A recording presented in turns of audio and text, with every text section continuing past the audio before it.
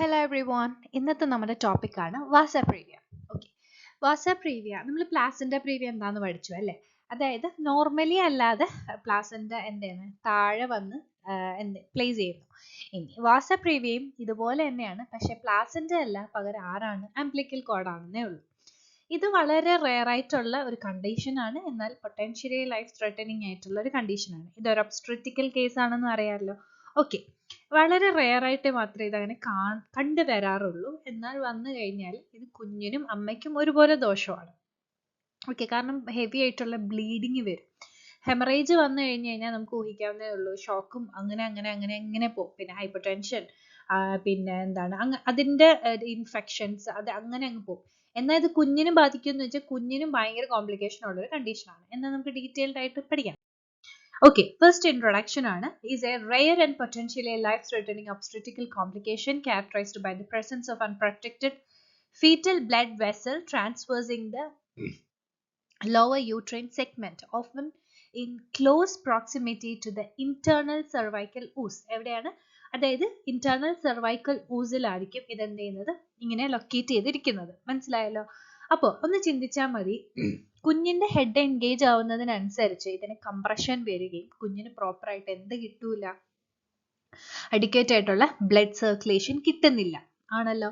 അപ്പൊ കുഞ്ഞിന് അത് ലൈഫ് ത്രെട്ടനിങ് ആണ്, ഒരു കണ്ടീഷൻ ആണല്ലോ. ഓക്കെ, അതുപോലെ തന്നെ അംബ്ലിക്കൽ കോഡാണ് ഫസ്റ്റ് വരുന്നതെങ്കിലും കുഞ്ഞിന് സർക്കുലേഷൻ കിട്ടും ഇല്ല. അപ്പം നമ്മൾ ആദ്യമേ കുഞ്ഞിന്റെ ഹെഡല്ലേ വരാനുള്ളത്, പകരം ഇവിടെ ആരായിരിക്കും വരിക? അംബ്ലിക്കൽ കോഡാണ് വരിക. എനിക്ക് പെട്ടെന്ന് കിട്ടുന്നില്ല, സോറി. ഓക്കെ, അങ്ങനെയാണല്ലോ. ഓക്കെ, ഫൈനലി നമുക്ക് അപ്പൊ ഇതിനകത്ത് പറയാനുള്ളത്, ഇത് വളരെ കോംപ്ലിക്കേറ്റഡ് ആയിട്ടുള്ള കണ്ടീഷനാണ്. പിന്നെ ഇത് വൈവേ ആയിരിക്കും കേട്ടോ കൂടുതലും ചോദിക്കാറ്.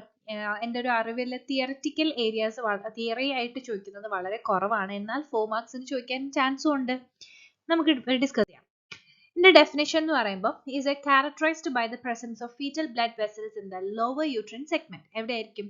Close proximity to the internal cervical ooze. cervical ooze രണ്ടെണ്ണമല്ല, അറിയാലോ, ഇന്റേണലും ഉണ്ട് എക്സ്റ്റേണലും ഉണ്ട്. അപ്പൊ ഇന്റേണൽ cervical ooze-നെ ഇതങ്ങ് കവർ ചെയ്യുന്നു, അല്ലെങ്കിൽ ക്ലോസ് ചെയ്യാൻ നോക്കുന്നു.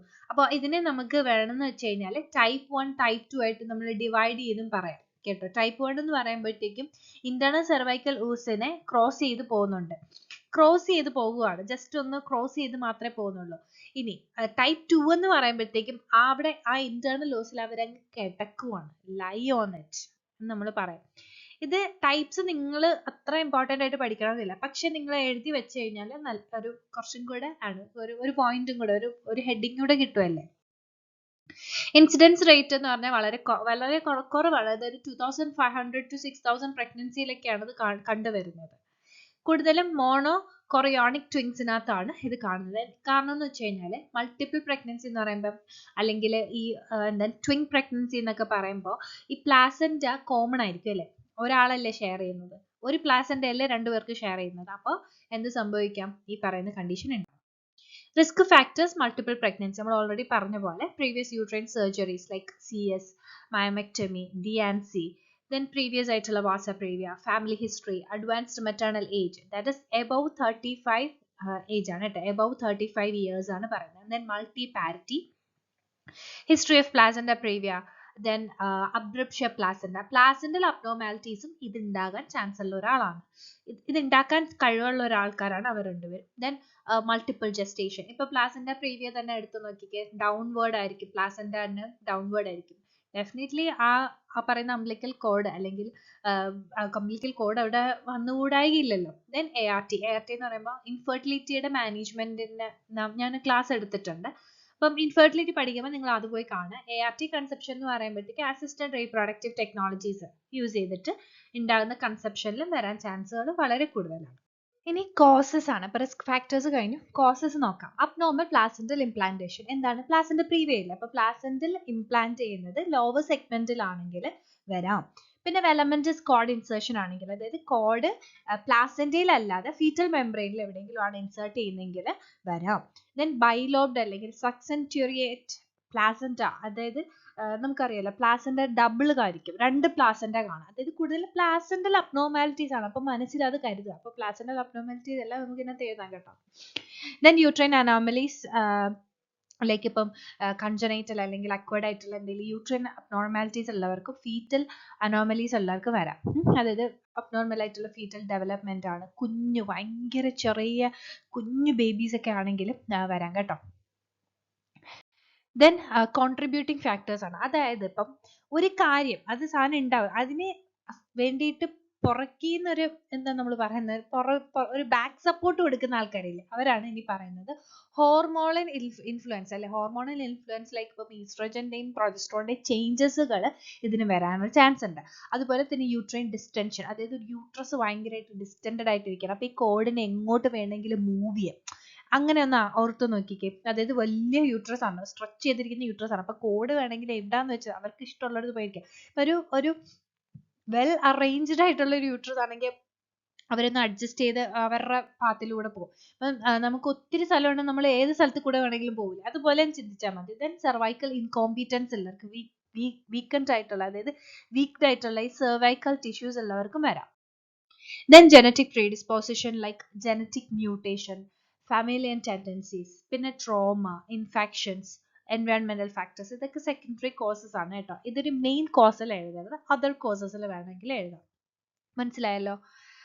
ദെൻ സിംറ്റംസ് ആണ്. സിംറ്റംസ് എന്ന് പറയുമ്പോൾ നമ്മൾ പൊതുവെ അറിയത്തില്ലായിരിക്കും. ഫീറ്റസിന്റെ ഈ ഹാർട്ട് റേറ്റ് ഇല്ലേ, അതായത് FHR കുറയുമ്പോഴാണ് നമ്മൾ ഇതിനെ കുറിച്ച് കൂടുതൽ ശ്രദ്ധിക്കുക, അല്ലെങ്കിൽ സ്കാനിങ്ങുകൾ അല്ലെങ്കിൽ ഇമാജിൻ സ്റ്റഡീസ് ഒക്കെ പിന്നെ ആയിരിക്കും നമ്മൾ നടത്തുക. ഓക്കെ, അതായത് പെയിൻലെസ് ആയിട്ടുള്ള വജൈനൽ ബ്ലീഡിങ് കാണും. ഇപ്പൊ അത് നമ്മൾ എന്താണെങ്കിലും സസ്പെക്ട് ചെയ്യാം. ഇപ്പൊ പ്ലാസന്റ പ്രീവി ആയിട്ട് എന്താണെങ്കിലും സസ്പെക്ട് ചെയ്യാം. ഇതൊക്കെ സിംറ്റംസ് ആണ്. അപ്പൊ സിംറ്റംസ് വെച്ചിട്ടായിരിക്കും നമ്മൾ ഡയഗ്നോസ്റ്റിക് ഇവാലുവേഷനിലോട്ട് പോകുന്നത്. Then foetal distress, premature rupture of membrane ഉണ്ടാവാം. കാരണം ഈ എന്താണ് പെട്ടെന്ന് ഈ പറയുന്ന അമ്നോട്ടിക് ഫ്ലൂയിഡ് പൊട്ടും. ദെൻ അബ്ഡോമിനൽ പെയിൻ ഉണ്ടാവാം, പെൽവിക് പ്രഷർ. അതായത് ഇപ്പൊ കുഞ്ഞ് താഴത്തേക്ക് ഇറങ്ങി വരുമ്പോൾ യൂഷ്വലി നമുക്ക് എന്ത് ചെയ്യും, പെൽവിക് പ്രഷർ തോന്നും. ഇനി അതിന് മുന്നേ അവിടെ ആരിയ്ക്കുകയാണ്, കോഡ് ഇരിക്കുവല്ലേ. അപ്പൊ ഓൾറെഡി അവിടെ പ്രഷർ തന്നെ വേറൊരാളുണ്ട്. അപ്പൊ നമുക്ക് എന്ത് തോന്നും, ഡിസ്കംഫോർട്ടും പ്രഷറും നമുക്ക് അവിടെ തോന്നും. ദെൻ ലെസ് കോമൺ ആയിട്ടുള്ള സിംറ്റംസ് ആണ് ഫീറ്റൽ മൂവ്മെന്റിന് ചേഞ്ചസ് വരും എന്നാണ് പറയുന്നത്. അത് ലെസ് കോമൺ എന്ന് പറയുന്നത്, അത് പ്രോപ്പർ ആയിട്ട് ഒട്ടും സർക്കുലേഷൻ, നമ്മൾ ഒരു പീരീഡ് കഴിയുമ്പോൾ നമ്മൾ സ്കാൻ ചെയ്തില്ലെങ്കിലാണ് ഈ ഒരു സിംറ്റംസ് കാണിക്കുക. മനസ്സിലായോ. യൂട്രൈൻ കൺട്രാക്ഷൻ ഇറഗുലർ ആയിട്ട് വരുന്നുണ്ട്, വജൈനൽ ഡിസ്ചാർജുകൾ ഉണ്ടാകുന്നു, then back pain, nausea, vomiting ഒക്കെ. അത് കാണണം എന്നില്ല, എന്നാൽ ഇതൊക്കെ കാണാം. ഓക്കെ. Then emergency symptoms. ഇനി സിവിയർ ആയിട്ടുള്ള വജൈനൽ ബ്ലീഡിംഗ് ആണ് ഉണ്ടാകുന്നത് അർത്ഥം. അതായത് ഇപ്പം കോഡ് ഭയങ്കരമായിട്ട് കംപ്രസ് ആകുമ്പോൾ ചിലപ്പോൾ കോഡ് റപ്ചർ വരുമല്ലോ, കോഡ് റപ്ചർ വന്നില്ലെങ്കിലും ചിലപ്പോൾ പ്ലാസന്റൽ റപ്ചർ വരാം. അപ്പോഴാണെങ്കിൽ എന്ത് വരും, ബ്ലീഡിംഗ് വരാം. FHR അബ്നോർമാലിറ്റീസ്, അതായത് ഭയങ്കരമായിട്ട് കുഞ്ഞിന് ബ്രാഡികാർഡിയ വരാം, അല്ലെങ്കിൽ ടക്കികാർഡിയ വരാം. സിവിയർ ആയിട്ടുള്ള അബ്ഡോമിനൽ പെയിനും മെറ്റേണൽ ഹൈപ്പോടെൻഷനും, അതുപോലെ തന്നെ വെച്ചാൽ ഒത്തിരി ബ്ലഡ് ലോസും കാര്യങ്ങളൊക്കെ വരുമ്പോൾ തന്നെ ബ്ലഡ് പ്രഷർ കുറയും. ദെൻ ഫീറ്റൽ ഡിമൈസ് ആണ്, അതായത് ഫീറ്റൽ മൂവ്മെന്റും ഇല്ല എങ്കിൽ ഇതൊക്കെ എമർജൻസി സിംറ്റംസ് ആണ്. Then only the management is CS. Then symptoms during labour ആണെങ്കിൽ പ്രൊലോങ്ഡ് ലേബർ ആയിരിക്കും. കാരണം എന്താ, കുഞ്ഞിറങ്ങി വരുമോ, കുഞ്ഞിന് പ്രോഗ്രസ് നടക്കുമോ, ഇല്ല. ദെൻ ഫീറ്റൽ ഡിസ്ട്രസ് ആയിട്ടും എക്സസീവ് ആയിട്ടുള്ള ബ്ലീഡിങ്ങും വരാം. അതുപോലെ തന്നെ അംബ്ലിക്കൽ കോർഡ് പ്രൊലാപ്സ് വരാം. അത് മനസ്സിലായല്ലോ. അതായത് ഇപ്പം പ്രൊലാപ്സ് എന്ന് പറയുമ്പോഴത്തേക്കും ആ പുള്ളിക്കാരനായിരിക്കും ആദ്യം ഇറങ്ങി വരിക, ഇറങ്ങി താഴേക്ക് വരും. ഞാനാണ് ഫസ്റ്റ് വന്നത് എന്ന് കാണിക്കുന്നതാണ്, സിംറ്റം ആണത്. അതിനർത്ഥം എന്താണ്, കുഞ്ഞ് എന്തിലാണ്, സീരിയസ് ആയിട്ടുള്ള കോംപ്ലിക്കേഷനിലാണ്. ഇനി ഡയഗ്നോസ്റ്റിക് ഇവാലുവേഷൻ നോക്കാം. As usual medical, physical and FHR ultrasound നമ്മൾ ചെയ്യും. ഇവിടെ എന്ന് പറയുമ്പോൾ നമ്മൾ ട്രാൻസ് വജൈനൽ അൾട്രാസൗണ്ട് നമ്മൾ ചെയ്യും കേട്ടോ. കാരണം അത് ഡിസ്കസ് ചെയ്യാം.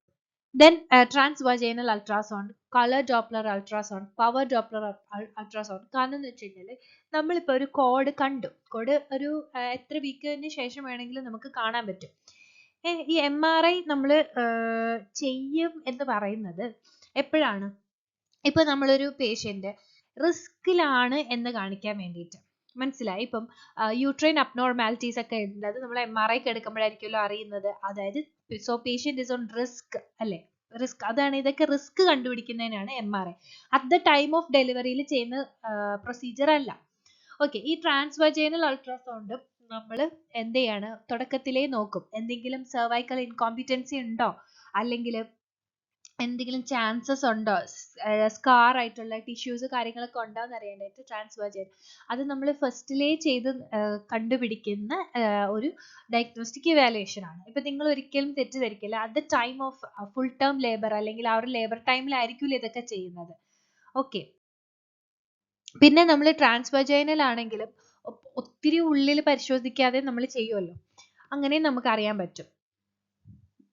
പിന്നെ criteria: fetal blood vessel, vessel location, placental abnormalities and umbilical cord insertion.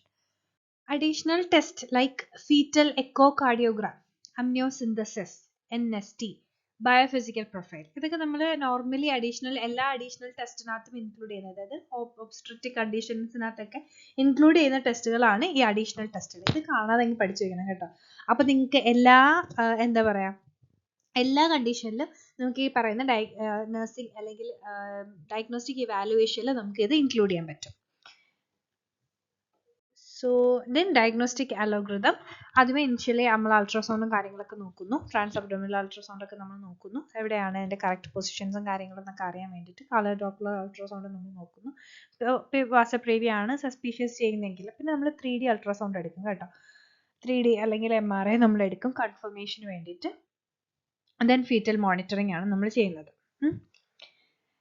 Then management എന്ന് പറയുമ്പോൾ ഇപ്പം നമ്മൾ പറഞ്ഞു ഏത് സമയം വേണമെങ്കിലും, അതായത് പേഷ്യന്റ് എന്തെങ്കിലും ഒരു റെഡ് ഫ്ലാഗ് സിംറ്റംസ് കാണിക്കുന്നതിന് മുന്നേ തന്നെ നമ്മൾ എന്തിനും CS വിടുമല്ലോ.